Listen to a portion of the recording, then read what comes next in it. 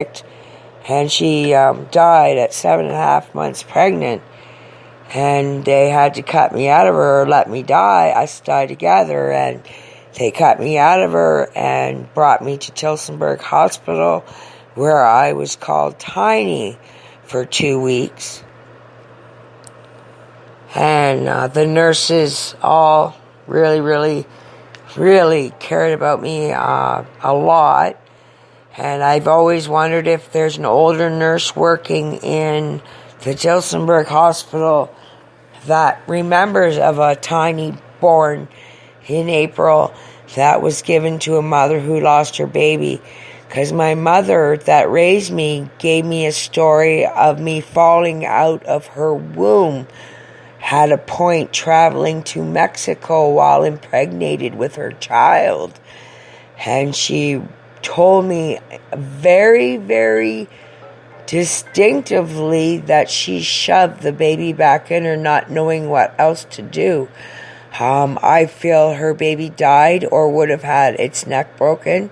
She went and continued her pregnancy for another month and a half, but she was so ill she almost died of poisoning, which makes me think the baby died in vitro and she almost died of the poisoning. I had a girl I was in home with in London called Bethesda, and she had a baby that was died internally, and the doctor actually had to make her body physically handle the baby until due. I don't know what the cause of that or need for that was. If it was an emotional let go to hold on to that baby until the baby is born and has to be have a funeral, but they let her hold that baby within her until she was due.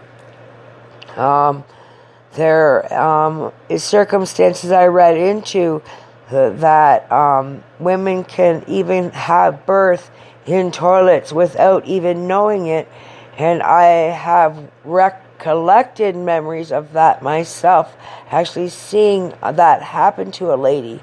It is the most scariest nightmare of all your life, walking into a bathroom stall and seeing a baby in the toilet. It is the most devastating thing that you could ever see. This happens a lot with women that have high pregnancy rates, like that have ovulation monthly, don't have problems getting pregnant, and they will just have baby after baby after baby after baby, and then after they have a few, it's very easy to give birth.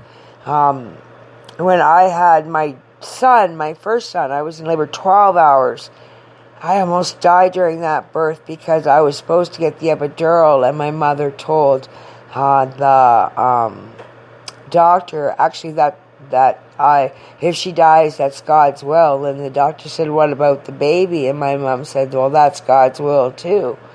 And the doctors and the nurses were so scared for me. And then a judge on the second floor, which to this day I still say is my guardian angel, came down from the third floor where his wife was.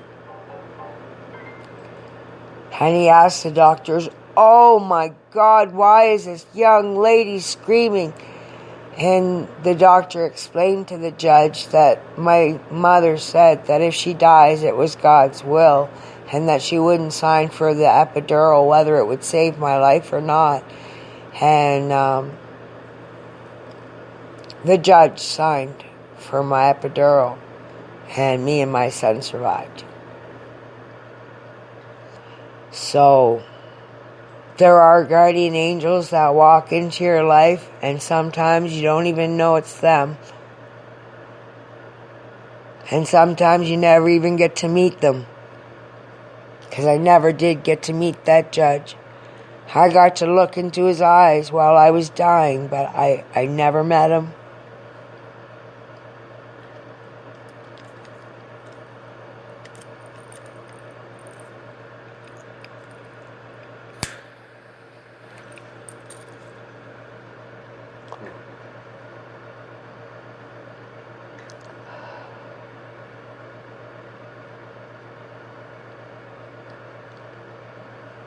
kindness of a judge, eh?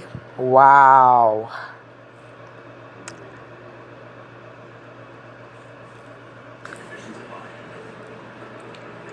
My love has never felt so strong than when I'm beside you where I belong.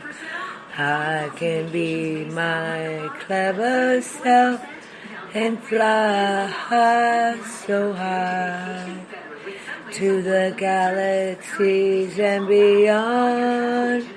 You are my number one man, my number one guy.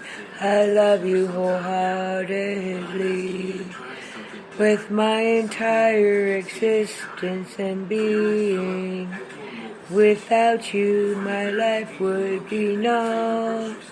Without you, my life would be dull. Life has just begun for lovers of living. We can do this thing called life right. We will fight with all of our might. You are my psychic, all-seeing wizard, magician, majestus. You are a mighty warrior. You're going beyond all adversities to hold me in your extremities, to protect your number one girl. Life has just begun. For lovers of living, we can do this thing called life right. We will fight with all of our might.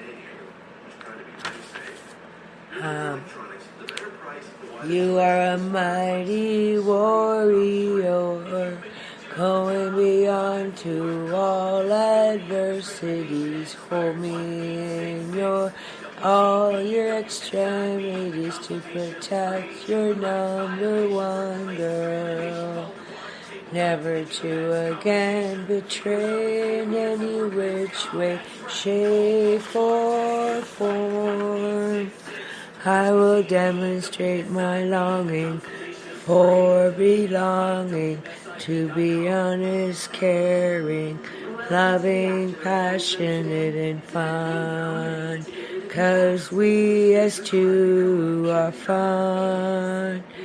Life has just begun. For lovers of living, we can do this thing called life right. We will fight with all of our might. Well, I'm back, folks. That was me singing a song in the middle of the night, picking up my words and just singing them. And I have no idea how I did it. And it impresses me. I don't care if it impresses anybody else. I love the words. And it's from my heart, and I really do enjoy hearing that song. I don't know if anybody loves living anymore. A lot of people are living really, really hard, horrible lives, and their existences aren't very happy. And I wish everybody to be lovers of living, because we only have this thing and this body we have now once. And if we don't do it right, it don't help our futures. So just to let you know, if you're ever going through what I went through many times in my life, I'm no different than anybody listening. I have very, very, you can call me opinionated, but I've lived it. So when I say that I've been suicidal, I've done things that should have blinded me, should have made me lose my kidneys on dialysis for the rest of my life. Ingested some of the worst chemicals that would kill me if God wanted me to die. And for some reason, I'm still here. And for me, that means I'm here for a reason. And Wolfman gave me this opportunity. by being in my life and being this this character that I am and always have been, Marijuana Mama, but the character on as a DJ has focused my whole life around in wanting to help people that had or have or are going through or know people that are going through depression or suicidal thoughts. Because what that is actually doing is it's a thought pattern that starts a process that repeats itself. And once it repeats itself, that's when you're in trouble. You have to counteract that repeating. That repeating dialogue is coming from an external source that is demonic and wrong.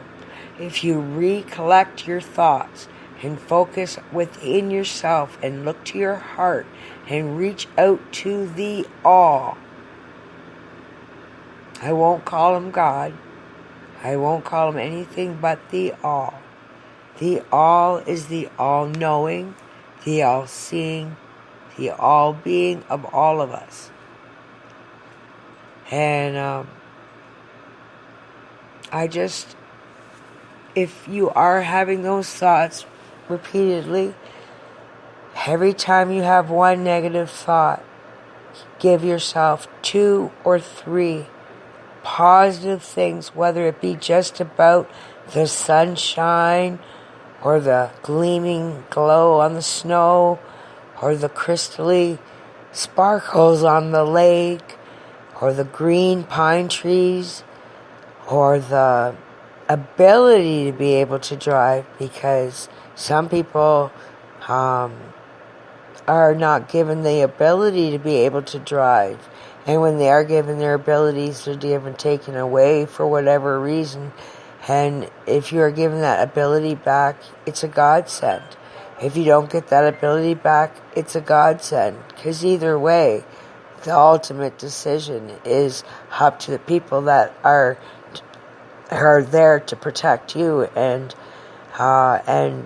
if everyone had their licenses, it would be chaotic. We have enough people on the road that are not sane. I was in a city local to us today in London, Ontario, and a gentleman got on the back of his motorcycle, standing up, driving down his road with his arms outstretched like he was Jesus going on a crusade. And I was telling my uncle, please stay away from him, because it scared me so bad. And I'm sorry to say that guy could have wiped out at any moment. He was going between cars. I do not even believe the motorcycle was plated. And it was about -3 or -2 today. So he didn't even have a winter coat or a leather coat. So it was almost like he had just jumped on it and took off from somewhere. And I was just... And once you don't care that much about yourself, maybe you should get what I got for having thyroid condition. I got 12 days in lockdown first, 12 days, after being drugged with 4 different drugs I was allergic to every 4 hours. And then there was a doggy mat on the floor where they would never let you go to the bathroom. Within 24 hours, I never got out once in 3 days to even shower. And a doggy mat on the floor. Could go on forever.